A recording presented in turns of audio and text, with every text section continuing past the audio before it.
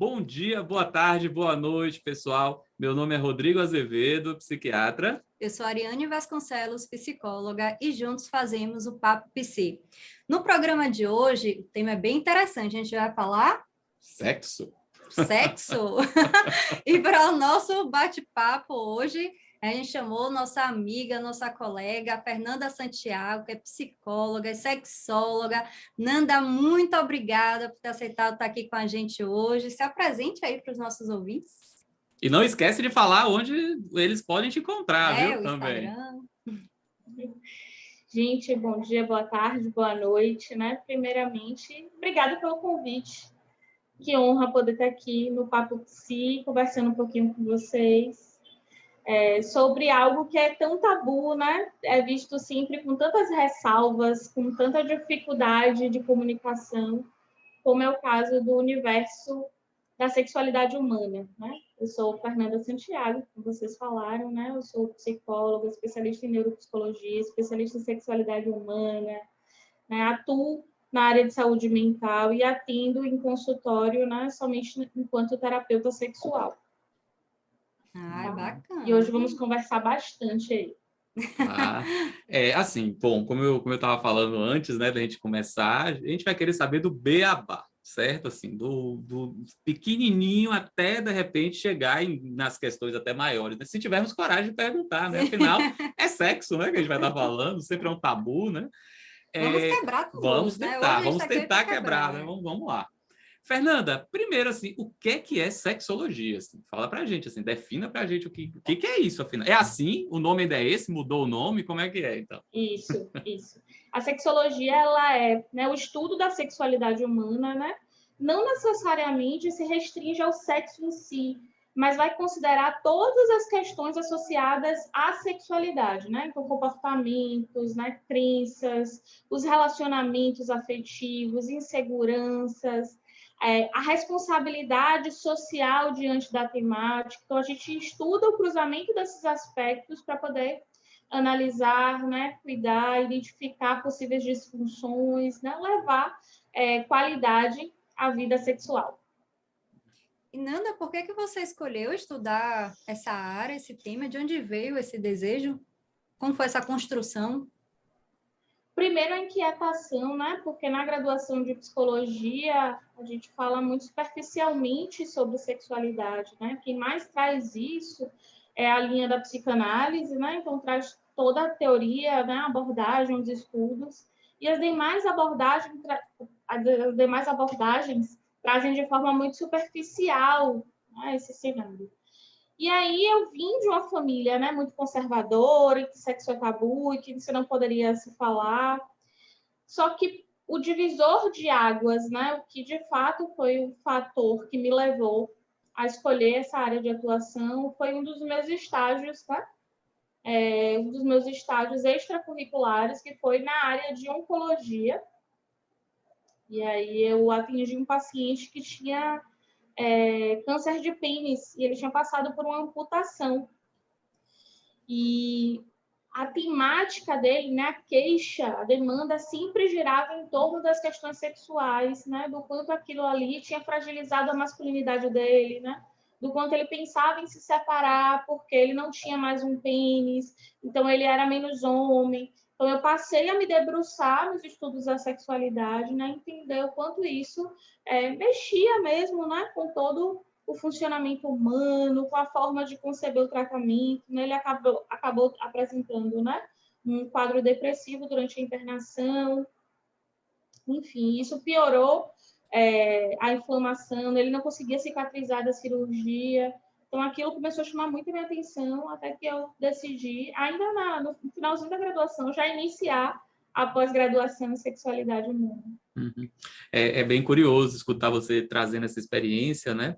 Numa época que eu trabalhava num CAPS voltado para álcool e outras drogas, eu fazia um grupo, né? Assim, o público do CAPS AD geralmente é um público, na sua maioria, do gênero masculino, né? Então, assim, acaba sendo a maioria do público. E em determinado grupo que eu fazia, né? Esse grupo, a gente pediu assim, vamos lá, desenha aí o seu pênis, né? A gente foi brincar um pouco com essa coisa do pênis. Era impressionante as imagens, assim. Eram pênis, eram só pênis, assim, né? A representação do corpo era quase inexistente, assim, e a representação dele era o pênis, assim, né? Então eu fico imaginando, né, assim, até quando você citou um pouco a própria psicanálise, né, que traz isso como um mote, pelo menos a parte mais inicial e tal, isso traz com muita força, né? E não tem como eu não perguntar, assim, quem é que mais te procura, Fernanda? Qual é o público, assim, que mais procura uma sexóloga, assim? E Por qual público incrível que deveria procurar pareça, mais, né? Porque também tem os que não procuram, né, também. por incrível que pareça, o meu maior público são os homens. Então, Nossa, me eu atendo surpreendeu. muitos. Me Pois é, surpreendeu, sempre quando porque eu falo geralmente isso, as mulheres é que procuram mais ajuda, né? Assim, para a saúde em geral.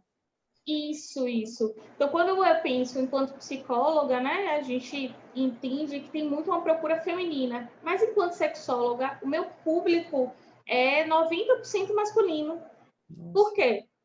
Como é que eles chegam até mim? Né? Eles chegam indicados por urologista.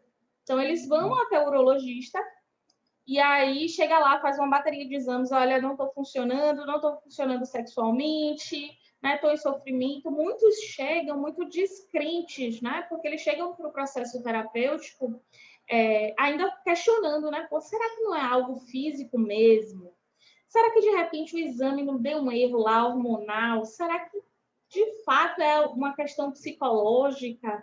Então, eles chegam muito para mim porque o médico, né, um urologista, falou que não havia nada organicamente e que precisaria de um acompanhamento psicológico para ver como é que evoluiria a essa questão, né, essa demanda, muito por conta da apresentação de uma disfunção sexual.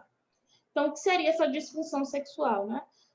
O sexo ele tem uma função que é dar satisfação sexual.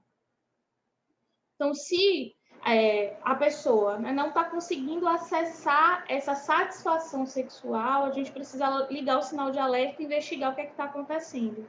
Em alguns casos, a gente tem um quadro de disfunção, né? Então, aquilo não está funcionando de forma a cumprir a sua satisfação. Os homens, né, na sua maioria, apresentam quadros de ejaculação precoce e disfunção erétil. Mas existem outras tantas disfunções também muito presentes no universo masculino. Só que não são tão propagadas, não se fala tanto, né? De dor no pênis, por exemplo, né? Que é a dispareunia. A possibilidade, sim, de acontecer a anorgasmia, que é o não acesso ao orgasmo, né? Não sentimento de orgasmo durante o ato sexual. Então, essas são algumas disfunções que chegam, que vão se apresentando, algumas no início da fase sexual desses homens, só que não recebem nenhum tipo de diagnóstico e, às vezes, quando se apresenta, às vezes já está muito tarde, eles já viveram uma vida sexual disfuncional, né, de muita insatisfação, até conseguirem buscar ajuda. Ô, Fernanda, assim, uma dúvida, assim, essa coisa, você falou um número muito robusto, você está falando de 90%, assim, isso tem a ver um pouco com a sua casuística, assim, enfim, acaba rolando de acontecer essas indicações para você, ou a gente está falando isso mesmo de uma maneira geral, assim, que a busca por sexólogos acaba sendo, na sua maioria, por homens, assim?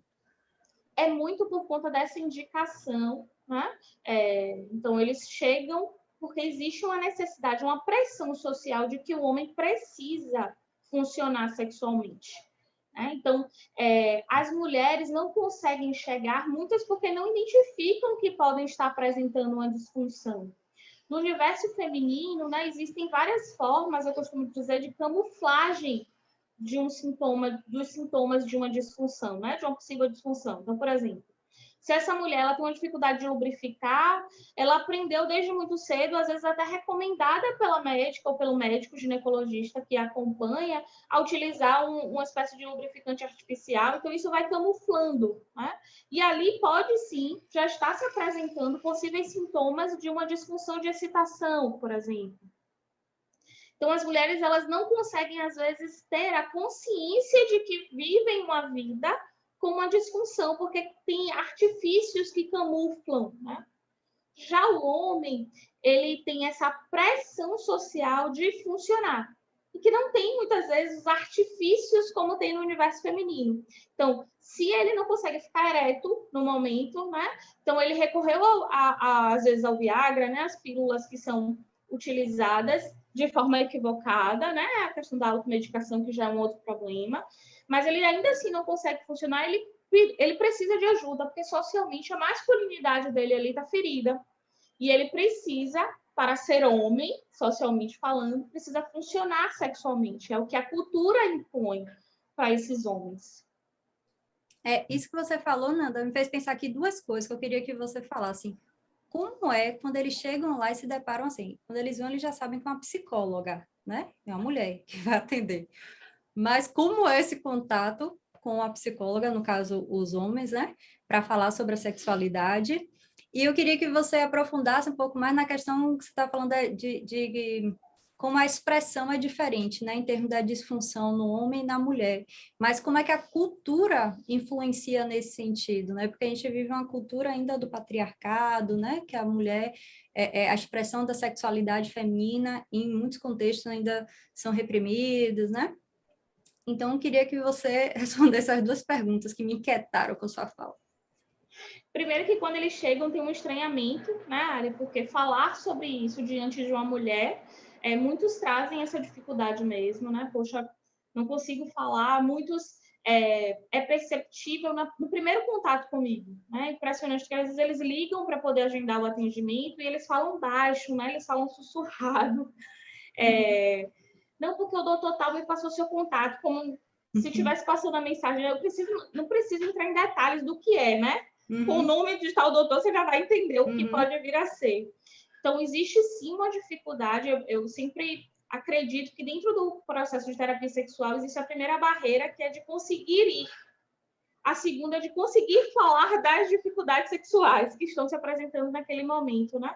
Então, essas barreiras no universo masculino, que é justamente, né, dentro dessa lógica patriarcal, dessa cultura genitalizada, né, em que o pênis exerce um poder, uma força suprema na vida desse homem, né, é a primeira dificuldade, a primeira grande dificuldade. Então, o desafio, enquanto sexóloga, é conseguir estabelecer um vínculo, né, um espaço em que ele se sinta minimamente confortável para falar dessas dificuldades, entendendo que ali ele não vai ser julgado, né, entendendo que essa lógica cultural gera efeitos para serem cuidados naquele espaço, mas que aquele espaço não exerce nenhum tipo de força nesse sentido, né?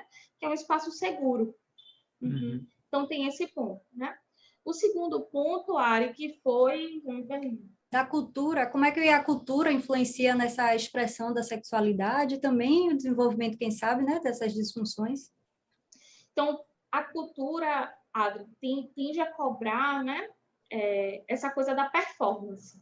As pessoas se preocupam muito com a performance, o que apresenta, né?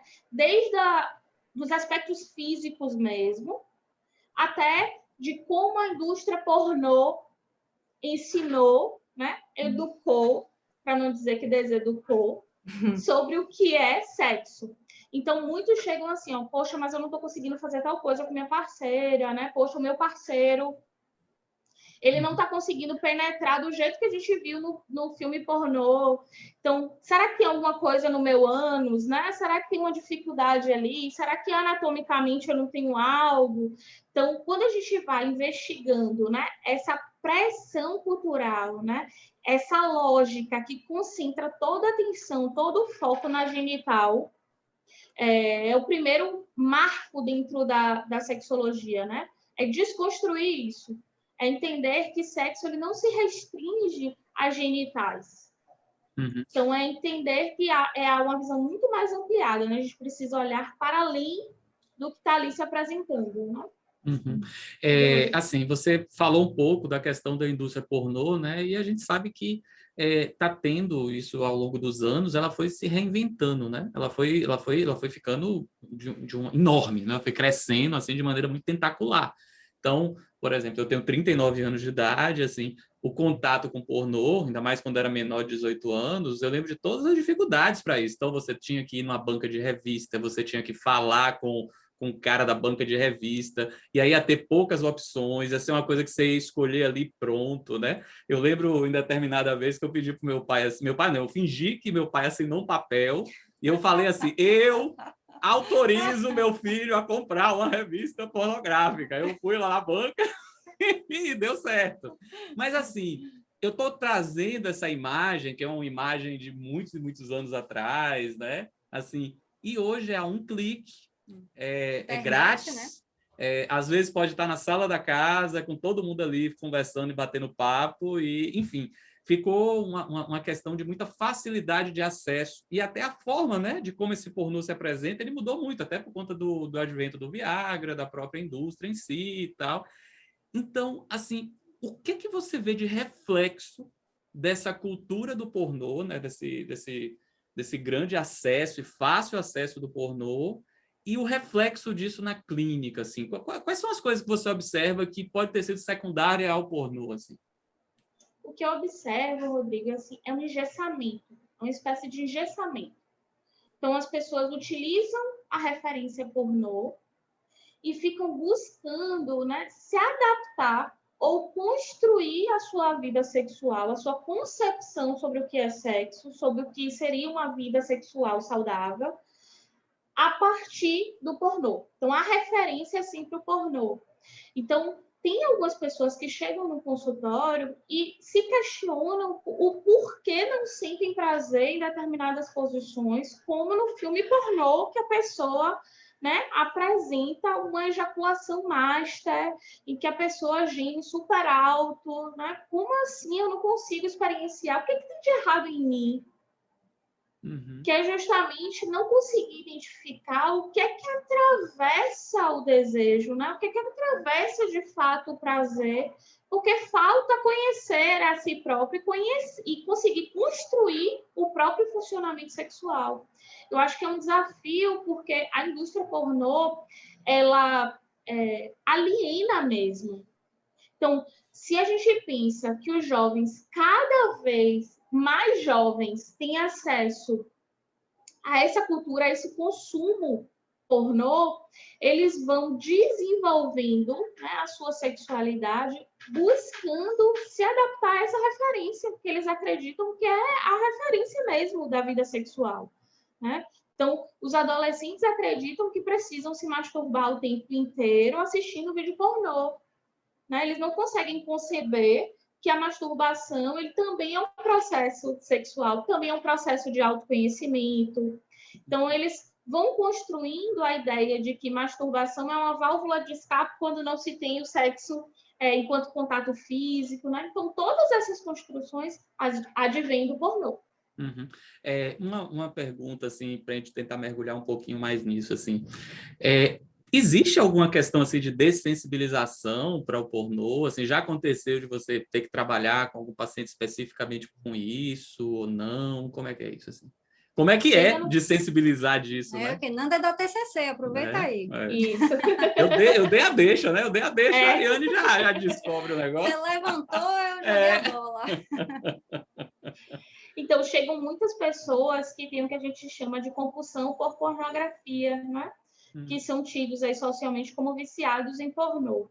Então, a gente vai sim fazendo de forma gradativa, né? Existe uma técnica dentro da terapia cognitiva sexual, que é uma das minhas formações também, que a gente utiliza esse processo de dessensibilização, né? Como é que vai funcionar isso? Ele vai sendo exposto a outros estímulos para mudar um pouco esse foco dele em relação ao consumo em excesso do pornô. Então, é como se fosse, eu costumo dizer para os pacientes, né? É uma espécie de voltar para reaprender o alfabeto.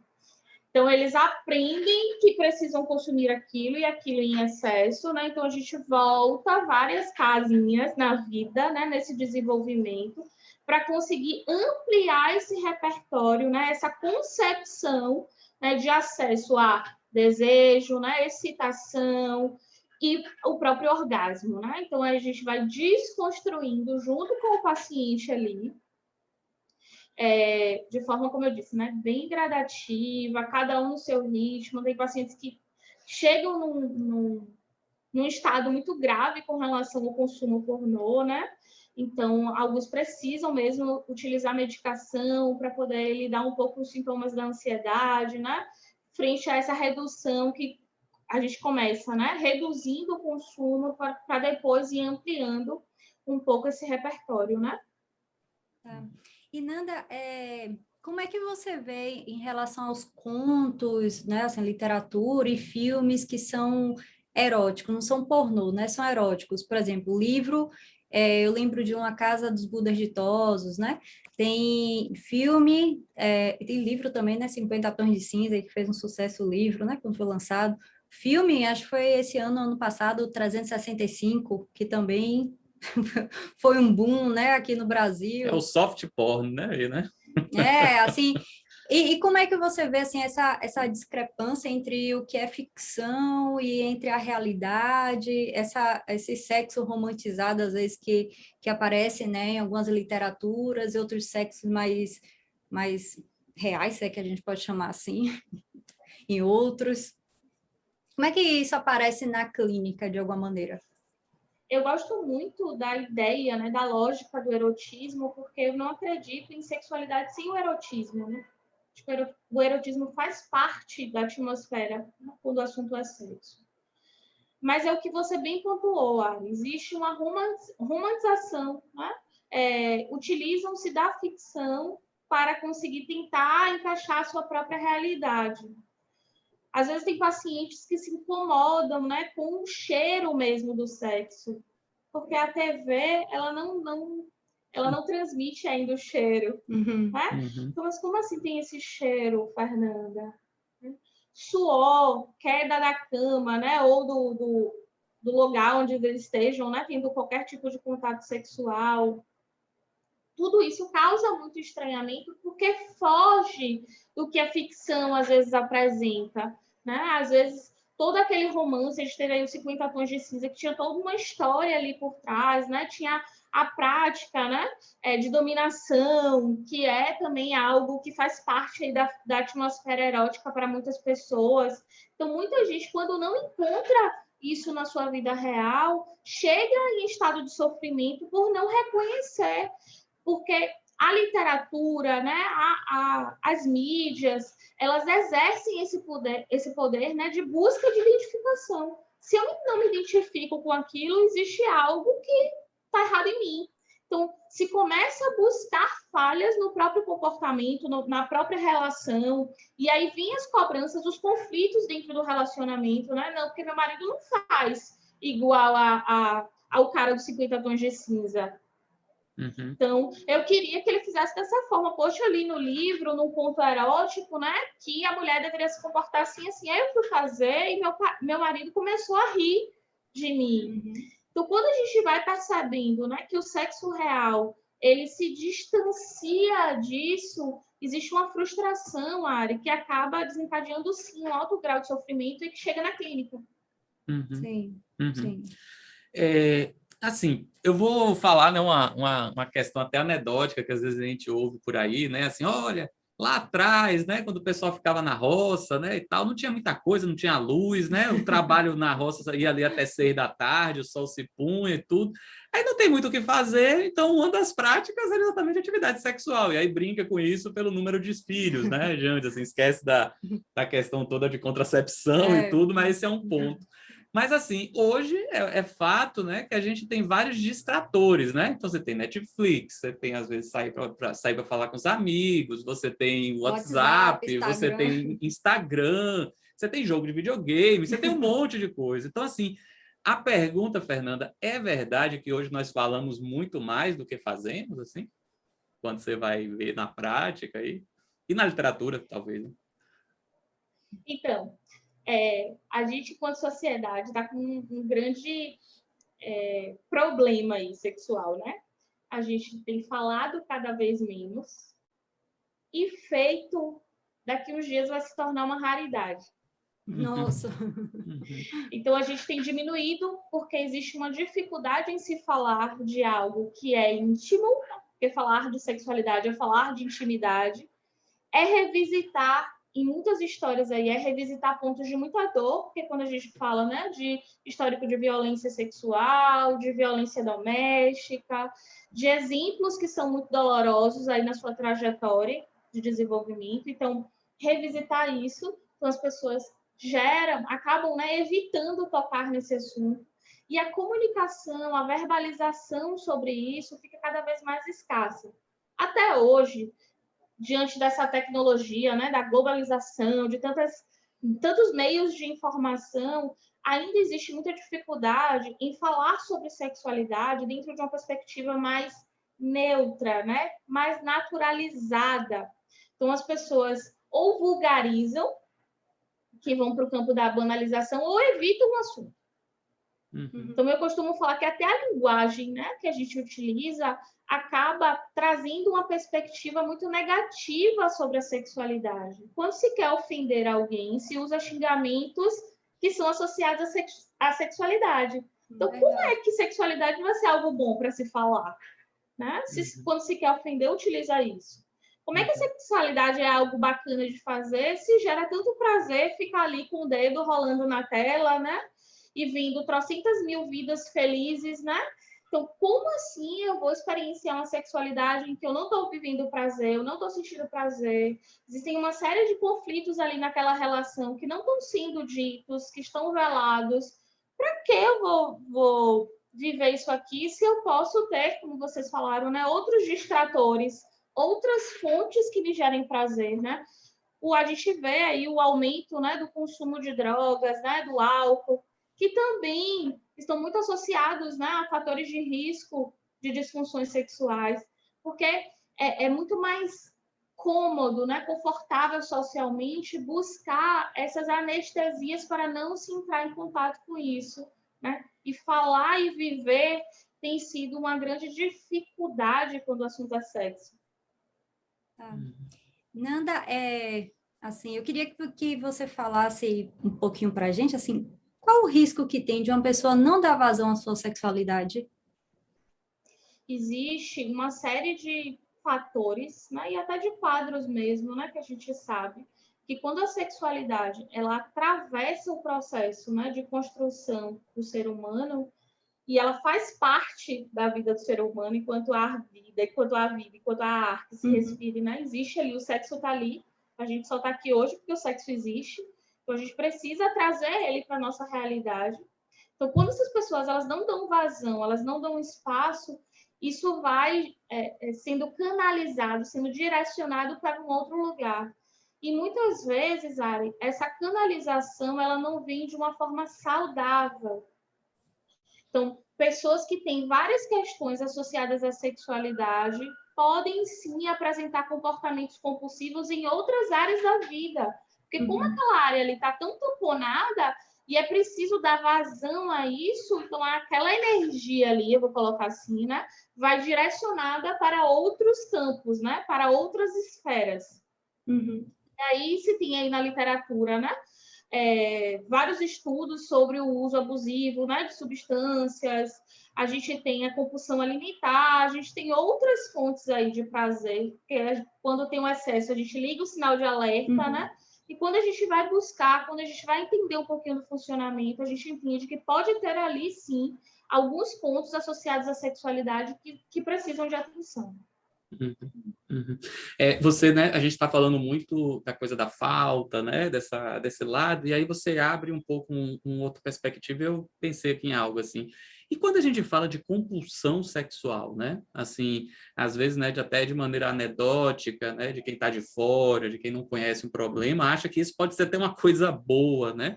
Assim, fala para mim se isso chega na clínica para você, e, enfim, quais são os sinais de alerta, talvez, que a gente pode estar diante de uma compulsão sexual, assim? É interessante, né, Rodrigo, você perguntar isso, porque justamente existe uma supervalorização da compulsão sexual, né? Então, parece que é título de orgulho, né? Digno de Pois orgulho. é. Não, eu sou compulsiva sexual, eu sou ninfomaníaca. Então, quando a gente chega com esse discurso, quando a gente escuta no consultório esse discurso, né, a gente liga o sinal de alerta e tenta, primeiro, trazer a consciência o porquê dessa necessidade do excesso, né? O que tem aí por trás desse excesso? Freud diria, na psicanálise, né, que todo excesso esconde uma falta. Ou, às vezes, esse excesso ele fica só no campo verbal mesmo. Aquela pessoa, às vezes, está consumindo muito conteúdo sexual, e é só o consumo, assim, de assistir coisas, de ler coisas, né, de ficar o tempo inteiro falando, tem um vocabulário muito pautado nesse universo da sexualidade, mas não está conseguindo viver e utiliza essa coisa, o discurso do seu compulsivo sexual, como um mecanismo mesmo de blindagem, né, para não acessar a essa questão, para não cuidar daquela questão. Então, a compulsão ela precisa ser olhada com muito carinho, né, com muita delicadeza, para a gente entender o que está acontecendo ali que está supervalorizando essa coisa da compulsão. Aí a gente tem um ponto. Um outro ponto é quando a compulsão ela se apresenta enquanto sofrimento mesmo, né? Aquele indivíduo, de fato, apresenta um quadro que a gente chama, né, de impulso sexual excessivo. Então, são indivíduos que não conseguem funcionar na sua vida porque estão o tempo inteiro buscando consumir coisas associadas ao sexo. Não só praticar sexo, ou porque quando vem, né, compulsão sexual, as pessoas pensam ou pratica muito sexo, ou então se masturba muito. Não é só isso, né? O impulso sexual excessivo está associado a essa coisa de assistir o tempo inteiro o vídeo pornô, a ficar fantasiando. Já tive, né, pacientes que entravam em lojas de sex shopping todos os dias, porque achava que precisava comprar coisas e mais coisas para o universo sexual, né? O tempo inteiro. Então, que não conseguiam trabalhar, porque estavam o tempo todo, né, com aquilo, pensando em como fazer, o que vai fazer, e acaba também interferindo na dinâmica relacional. Então, é essa esposa que chega e fala assim, poxa, mas ele só fala nisso, me manda várias mensagens, né, vários nudes, o tempo inteiro eu quero trabalhar, né? Isso também já está me atrapalhando, isso já está interferindo no meu dia a dia, no meu cotidiano, eu não estou conseguindo olhar para ele, eu não estou conseguindo, quanto mais, tolerar a possibilidade da gente fazer sexo ou algo do tipo. Então, a gente entende que o impulso sexual excessivo, enquanto transtorno, né, enquanto uma disfunção, ele vai estar associado a um grau de sofrimento. E com relação a essa supervalorização, é mais uma construção distorcida da sociedade sobre o que de fato é um comportamento compulsivo sexual. Certo. Nanda, quando a gente fala assim em transtornos mentais, né, de uma maneira mais ampla, a gente fala como fatores, né, existe o biopsicossocial, algumas linhas falam até do espiritual, né, biopsicossocial. Como é que você vê assim a causa, ou as causas, que eu acredito que seja mais de uma, né, as causas para as disfunções sexuais? Isso, como a gente também entende dentro do estudo da sexualidade que a gente precisa levar em consideração todos esses fatores, né? A gente começa a levantar as possibilidades associadas aos fatores de risco. Então, aí a gente tem algumas doenças crônicas, né? Histórico, né? De transtornos mentais, de violência sexual, pode ser na infância, na adolescência, ou até mesmo já na vida adulta, né? Uso abusivo de medicamento, né, ou de outras drogas. Então, tudo isso, né, se tem algum tipo de infecção recorrente, né, na genital, como é que está a relação? Existe alguma insatisfação com a parceria? Como é que foi o histórico, né? Passou recentemente por algum processo de alteração na rotina, como chegada de filhos, chegada de alguém, algum membro que antes não fazia parte da dinâmica ali relacional e agora faz, passou por algum estressor recente, né? Então, todos esses fatores são, sim, a gente enxerga, a gente concebe que são fatores de risco para a aparição, né, a apresentação de uma disfunção sexual. Então, a gente vai considerar, sim, né, os fatores biopsicossociais e espirituais também. Porque dentro do universo da sexualidade, a gente considera o poder, né, que a espiritualidade tem com relação a esse funcionamento. Muitas pessoas têm várias ressalvas, né, muitas dificuldades e justificam isso através da religião, né, dessa construção aí Eu acompanho casos assim, onde a questão da fé, né, influencia na expressão da sexualidade. Exatamente isso. Nanda, agora cá entre nós, conta pra gente alguma situação assim que foi bem inusitada, uma coisa que você ouviu assim bem fora da caixinha, assim. A gente sabe quando se trata de sexualidade, se tá bom entre os parceiros, tá tudo certo, né? Que tem que ter um consenso.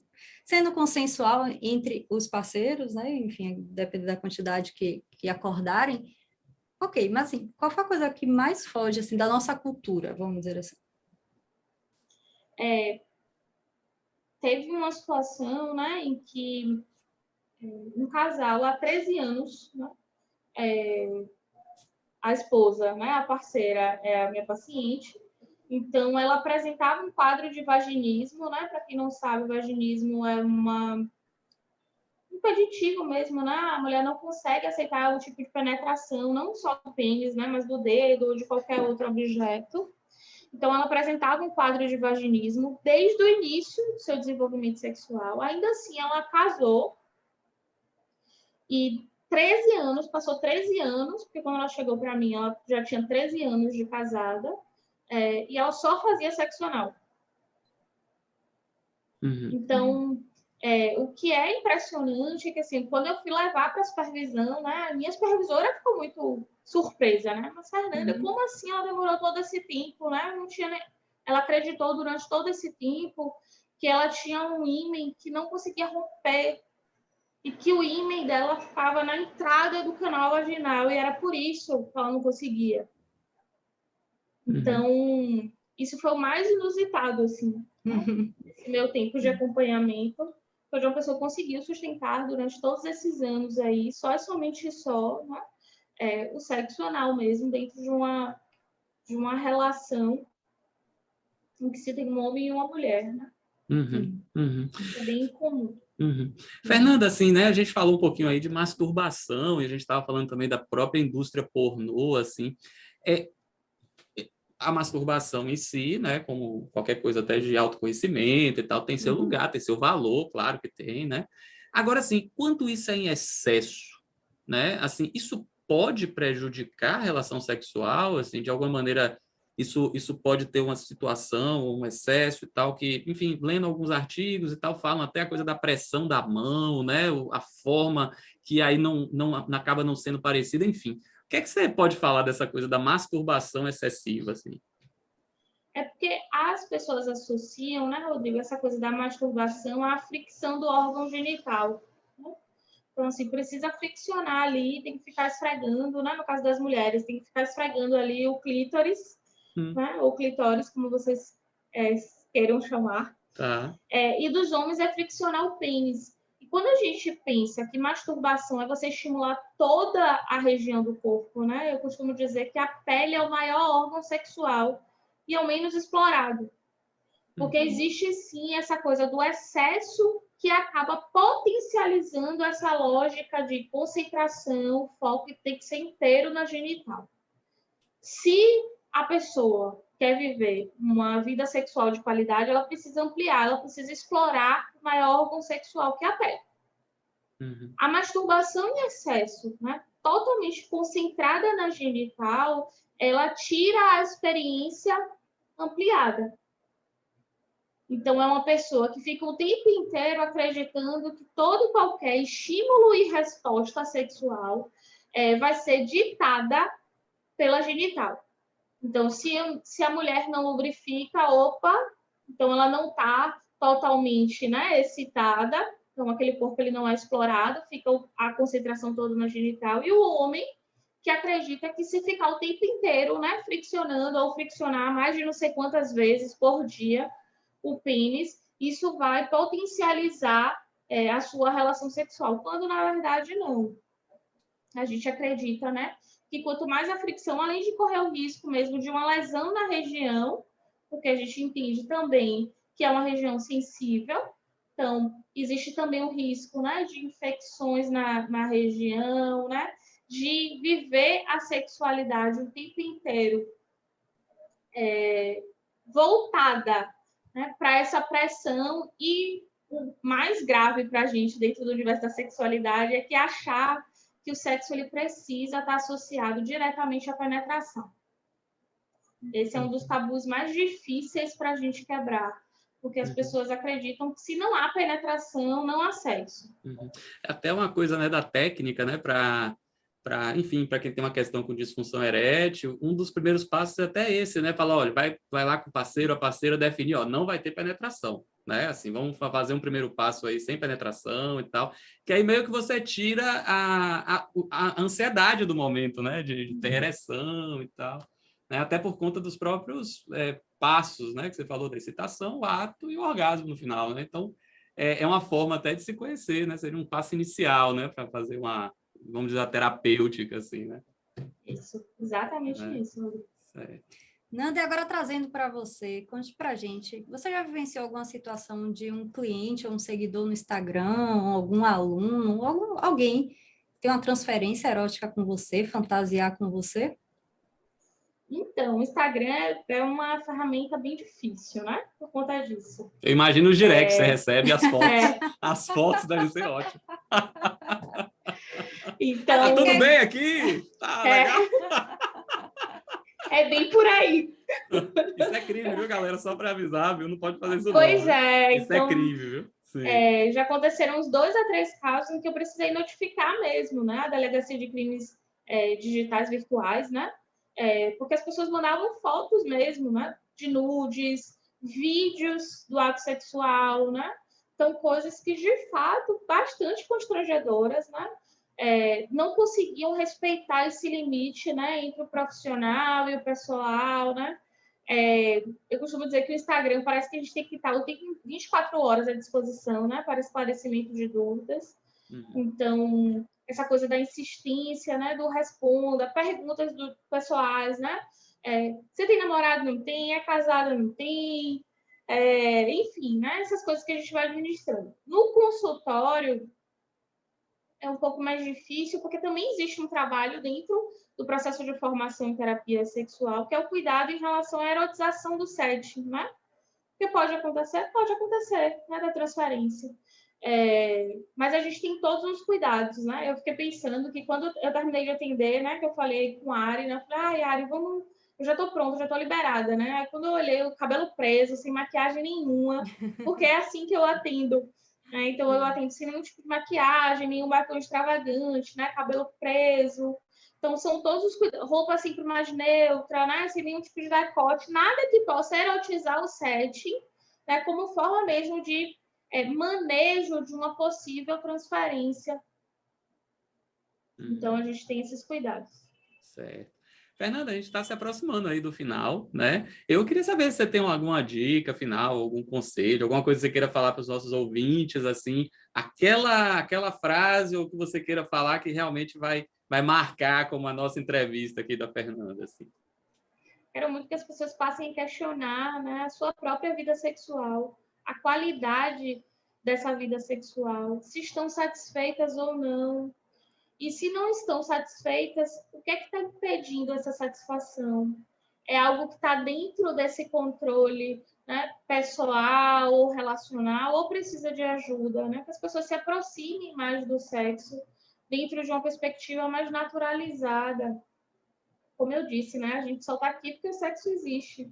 Então, o sexo ele não se restringe ao ato, mas assim, na ideia, na lógica de que a gente precisa falar cada vez mais dele para se aproximar dele, né? Então, que as pessoas consigam mesmo se aproximar, questionar, verificar se vivem ou não uma vida sexual e o mais importante, se não estão reproduzindo uma lógica performática que não condiz com o seu funcionamento.